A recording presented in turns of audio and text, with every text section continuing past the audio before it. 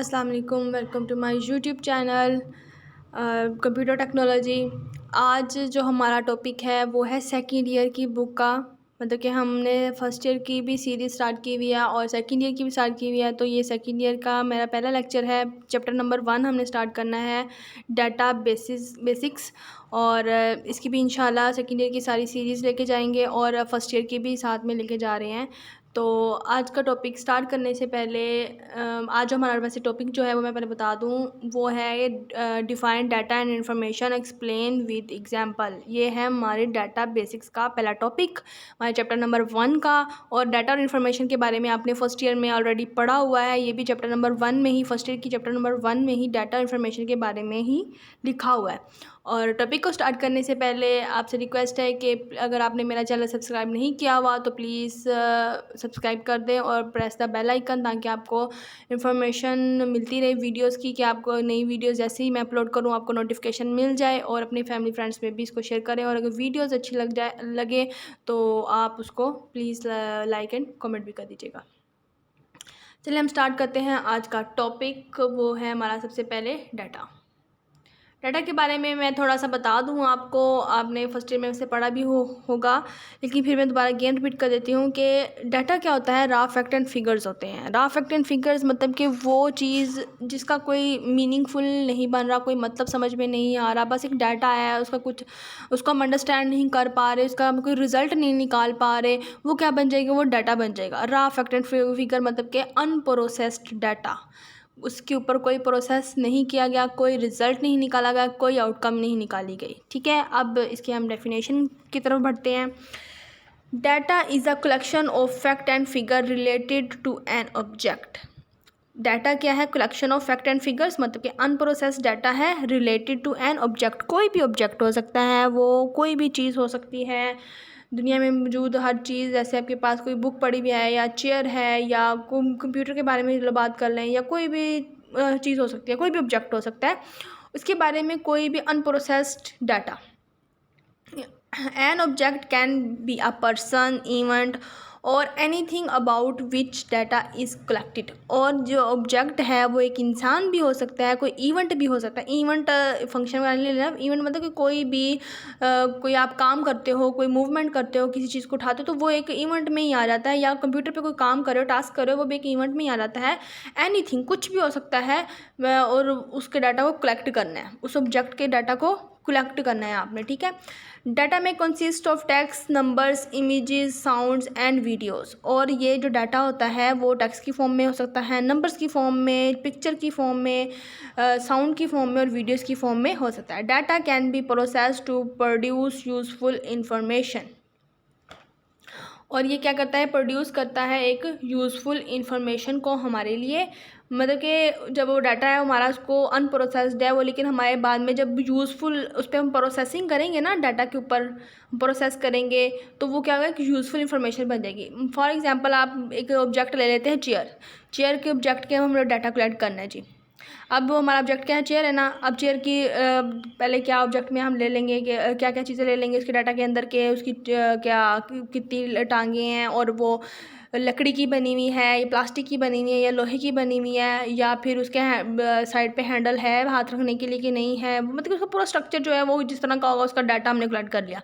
अब हम उस चेयर की जब चीज़ें वो सारी इकट्ठी करके एक साइड पे रख देंगे, वो डाटा बन गई। और जब उनको हम जोड़ के एक चेयर बना देंगे तो वो हमारे लिए यूज़फुल बन गई ना। हम उस चेयर को, हमें पता चलेगा अच्छा ये चेयर बन गई है एक, तो इसको इस्तेमाल कर सकते हैं, हमारे लिए फ़ायदा हो रहा है, हमारे लिए मीनिंगफुल बन चुकी है, तो वो क्या बन जाएगी? इन्फॉर्मेशन बन जाएगी। और यही लाइन वो लास्ट पे भी कह रहा है कि डाटा कैन बी प्रोसेस। जब हम डाटा पे प्रोसेस कर देंगे तो वो प्रोड्यूस कर देता है हमें यूज़फुल इन्फॉर्मेशन, फिर वो हमें प्रोड्यूस करता है, हमें देता है यूज़फुल इन्फॉर्मेशन। और लास्ट में कहता है data is very important for an organisations. और जो डाटा है हर ऑर्गेनाइजेशन के लिए भी बहुत ज़्यादा ज़रूरी चीज़ है। अगर किसी ऑर्गेनाइजेशन के अंदर कोई डाटा मौजूद ही ना हो तो वो फिर बाद में काम भी नहीं कर पाएंगे। फिर हम इसकी आगे थोड़ी सी इसकी जो है एग्जांपल है वो पढ़ते हैं डाटा के बारे में। अभी मतलब कि डाटा की और भी डेफिनेशन भी बाकी है, तो थोड़ी सी है, ये आगे पढ़ लेते हैं। It can be use by the managers to perform effective and successful operations of management. इसमें कह रहा है कि जो मैनेजर होता है उसके लिए ये जो डाटा होता है बहुत ज़्यादा इफेक्टिव होता है, उसके लिए फ़ायदेमंद बन जाता है और उसको सक्सेसफुल ऑपरेशन परफॉर्म करवाने के लिए। हमने सिर्फ ये नहीं कहना कि डाटा बिल्कुल बेकार है। डाटा है तो इन्फॉर्मेशन है, अगर डाटा नहीं है तो इन्फॉर्मेशन भी नहीं है हमारे पास। तो अगर हमारे पास डाटा होगा तो मैनेजर के लिए क्या होगा, इफेक्टिव हो जाएगा, उस पर प्रोसेस करेगा, वो सक्सेसफुली उसको कोई ना कोई इन्फॉर्मेशन मिल जाएगी, तो वो मैनेजमेंट में उसको इस्तेमाल करते हुए बहुत ज़्यादा अपनी जो मैनेजमेंट सिस्टम है उसका वो परफॉर्म करवाएगा, तो बेटर हो जाएगा ना। तो यही कह रहा है कि डाटा उसके लिए इफेक्टिव और सक्सेसफुल ऑपरेशन परफॉर्म करने के लिए इस्तेमाल करते हैं।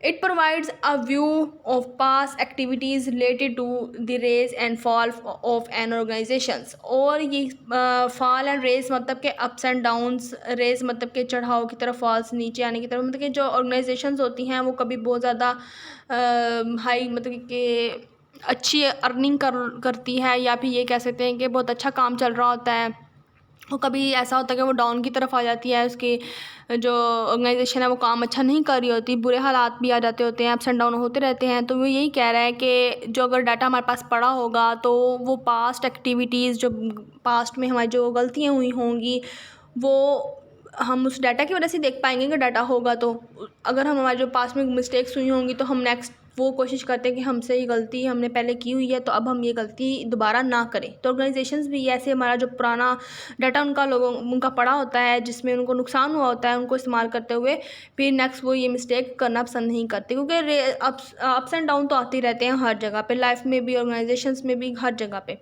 It also enables the organizations to make better decision for future activities. और इसी वजह से ही ऑर्गेनाइजेशंस क्या होती हैं, वो बेटर डिसीजन ले पाती हैं फ्यूचर एक्टिविटीज़ के अंदर। जब उन्होंने माजी में कोई नुकसान उठाया होता है और उनके पास वो सारी फाइल्स मौजूद हों, डाटा और इन्फॉर्मेशन दोनों चीज़ें मौजूद होंगी, तो फिर वो नेक्स्ट कभी गलती नहीं करेंगे ये वाली, और जब गलती नहीं करेंगे तो फ्यूचर में उनको नुकसान होने के जो खतरा कहते हैं चांसेस जो होते हैं वो कम हो जाते हैं। फिर हम आगे डिस्कस करते हैं उसकी एग्जाम्पल।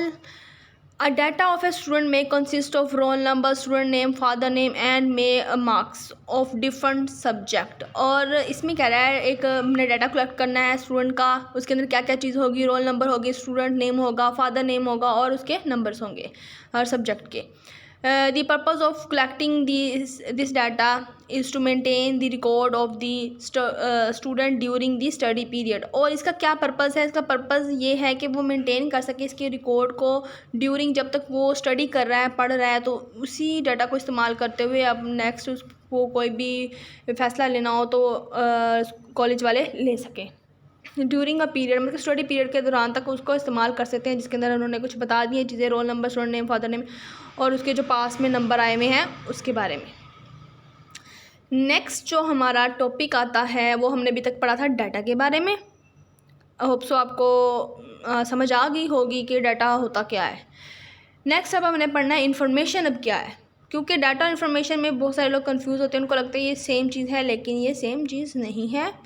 इन्फॉर्मेशन क्या है, the process data is called information. जो उस पर प्रोसेस कर दिया गया है वो क्या कहलाएगा, वो इन्फॉर्मेशन कहलाएगा। जैसे मैंने पहले ही बता दिया था कि अनप्रोसेस्ड जो चीज़ होगी वो डाटा कहलाएगी, और जो प्रोसेस हो जाएगी वो डाटा पे उन्होंने लिखा हुआ है प्रोसेस्ड डाटा, डाटा पहले आपने लिया उस पर प्रोसेसिंग की, वो क्या कहलाएगी, इन्फॉर्मेशन कहलाएगी। Information is meaningful, useful and organised. और इन्फॉर्मेशन क्या होती है, मीनिंगफुल होती है, हमारे लिए समझ आती है हमें, यूज़फुल होती है, हमारे लिए फ़ायदेमंद होती है, हम इस्तेमाल कर सकते हैं, एंड ऑर्गेनाइज्ड और एक तरतीब में होती है। It is use for making decision. और इसको क्यों इस्तेमाल करते हैं, मेकिंग डिसीजन, कोई भी डिसीजन लेने के लिए इसको हम इस्तेमाल कर सकते हैं। Data is used as input for processing and information is the output of the processing. और डाटा को यूज़ करते हुए, डाटा हमारा क्या है, इनपुट है, और इन्फॉर्मेशन क्या है, हमारी आउटपुट है। ठीक है, ये कह रहा है कि data is used as input, data को हम किसके तौर पर इस्तेमाल कर रहे हैं, इनपुट के तौर पर इस्तेमाल कर रहे हैं, और फिर उस पर प्रोसेसिंग करते हैं डाटा पे। एंड इन्फॉर्मेशन किसके तौर पर इस्तेमाल हो रही है, हमारी आउटपुट के तौर पर इस्तेमाल हो रही है। डाटा क्या है, इनपुट है, इन्फॉर्मेशन क्या है, आउटपुट है। ठीक है, और फिर जब डाटा प्रोसेसिंग हो जाती है वो इन्फॉर्मेशन हमारी बन जाती है। नेक्स्ट इसकी हम बढ़ते हैं एग्जाम्पल की तरफ। इसमें है the data of the student can be process to produce useful information such as total marks and grades of the students। इसमें एग्जांपल ये दे रहा है कि हमने डाटा कलेक्ट किया है स्टूडेंट का, हमने प्रोसेस करना है, प्रोड्यूस करना है, बनाना है, उसके लिए यूज़फुल इन्फॉर्मेशन बनानी है। मतलब कि स्टूडेंट्स का हमने डाटा कलेक्ट कर लेना है, उनके जो नंबर्स आए हैं, उनके जो ग्रेड आए हैं स्टूडेंट्स के, उनके बारे में हमने डाटा ले लिया, उनके नंबर्स ले लिए, हमने उस पर प्रोसेस करना है। फिर हमने क्या निकालना है, उसके टोटल नंबर निकालने हैं और उसके ग्रेड निकालने हैं कि भाई इसके परसेंटेज भी निकाल सकते हो। तो ये हमारा इसकी एग्जाम्पल दी हुई है। It can also be process to find the number of passed and failed students. और फिर इसी की बिना पर आप ये डिसाइड कर सकते हो, फैसला ले सकते हो कि कौन सा बच्चा पास हो गया है और कौन सा बच्चा फेल हो गया है। ठीक है, और पास और फेल के अलावा ये भी कर सकते हो कि फर्स्ट सेकंड कौन आया है, ये चीज़ भी डिसाइड कर सकते हो। किसकी हेल्प से? डाटा की हेल्प से। ठीक है ना, ये फ़र्क याद रखना है, ये दोनों चीज़ें सेम नहीं होती। डाटा क्या होता है? एक अनप्रोसेस्ड चीज़ होती है जिसका कोई मीनिंगफुल नहीं होता, हमारे लिए यूज़फुल नहीं होती, ऑर्गेनाइज्ड फॉर्म में नहीं होती। और इन्फॉर्मेशन इसकी बिल्कुल अपोजिट है। इन्फॉर्मेशन क्या है? वो प्रोसेस्ड डाटा होता है। डाटा साथ में लाजमी लगाना है, प्रोसेस्ड डाटा होता है और वो यूज़फुल भी होता है हमारे लिए, ऑर्गेनाइज्ड फॉर्म में भी होता है और हमें पास में कोई डिसीजन लेने के लिए भी हम उसको इस्तेमाल कर सकते हैं।